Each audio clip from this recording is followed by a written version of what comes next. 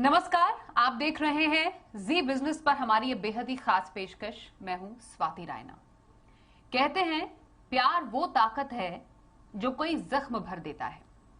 जब हम प्यार में होते हैं तो जीने का तरीका बहुत बदल जाता है। अपने साथी के साथ हम कदम बनकर हम जिंदगी को एक खूबसूरत सपने की तरह जी रहे होते हैं।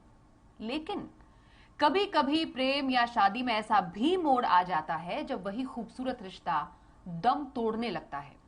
और ऐसे में कई लोग डिप्रेशन का शिकार हो जाते हैं, जिसे आजकल लव ट्रॉमा सिंड्रोम कहा जा रहा है। और इस समस्या को देखते हुए न्यूजीलैंड सरकार ने एक अभियान भी शुरू किया है।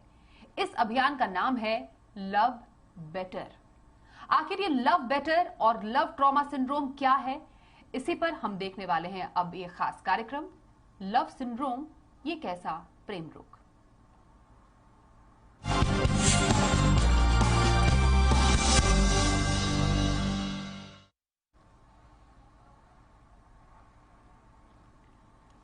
तो आज हम जिस विषय की चर्चा करने वाले हैं वो शायद बहुत लोग सहज महसूस ना करें इस पर चर्चा करने में, लेकिन है उतना ही जरूरी इस पर चर्चा करना जितना हम अपनी किसी भी बीमारी पर चर्चा करते हैं। क्योंकि अभी भी हमारे देश में खास तौर पर जो मेंटल हेल्थ है या फिर जो हमारी मेंटल वेलबींग है या डिप्रेशन है या किसी भी मेंटल स्थिति से जुड़ी हुई जो भी समस्या है उसको लेकर लोग सहज महसूस नहीं करते हैं चर्चा करना, वो अभी भी टैबू है।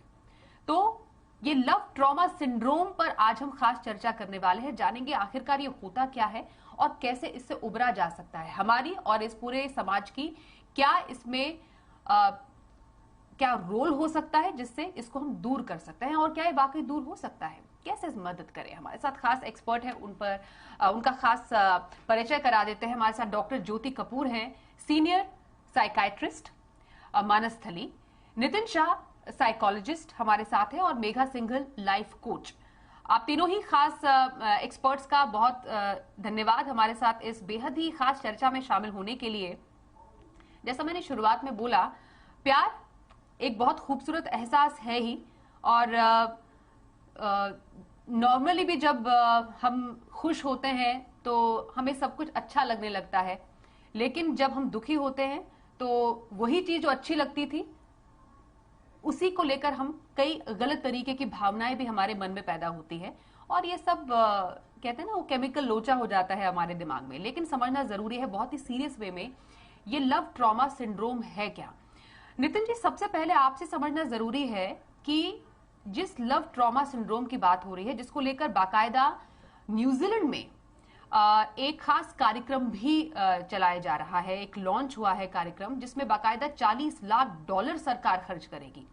मतलब एक ऐसे विषय पर सरकार की पहल जो कि जैसा मैंने शुरुआत में बोला था, लोग सहज महसूस नहीं करते, जिस पर ओपनली डिस्कस भी करना कि प्यार में कोई धोखा खाया हुआ है तो वो ठीक हो जाएगा, उसको ज्यादा अटेंशन की क्या जरूरत है। समय कहते हैं ना, टाइम इज वेरी इंपॉर्टेंट, वो धीरे धीरे करके जख्मों को भर देता है। लेकिन ये लव ट्रॉमा सिंड्रोम होना या किसी भी तरीके का स्ट्रेस आना जब हम किसी रिश्ते से टूटते हैं, तो क्या इसको समझे, कैसे समझे इस सिंड्रोम को, और ये किन लोगों में ज्यादा पाया जा सकता है, ये सबसे पहले ये समझना जरूरी है। नितिन जी। पहले जब हम लव ट्रॉमा सिंड्रोम की बात कर रहे हैं, लव ट्रॉमा के अंदर दो words obviously, love and trauma. Generally जब लोग किसी एक रिलेशनशिप में जाते हैं, वो एक रिलेशनशिप में दो वजह से जा सकते हैं। एक वजह होगा क्योंकि आपको कोई पसंद है, जिसके साथ आप टाइम बिताना चाहते हैं, जिसके साथ आप रहना चाहते हैं, और दूसरा होता है क्योंकि हमें एक वॉइड है, एक खालीपन है जिसको हम पूरा करने की कोशिश कर रहे हैं। मुझे अकेला महसूस होता है, इसीलिए मैं एक रिलेशनशिप में जा रहा हूँ, एक पार्टनर को ढूंढ रहा हूँ।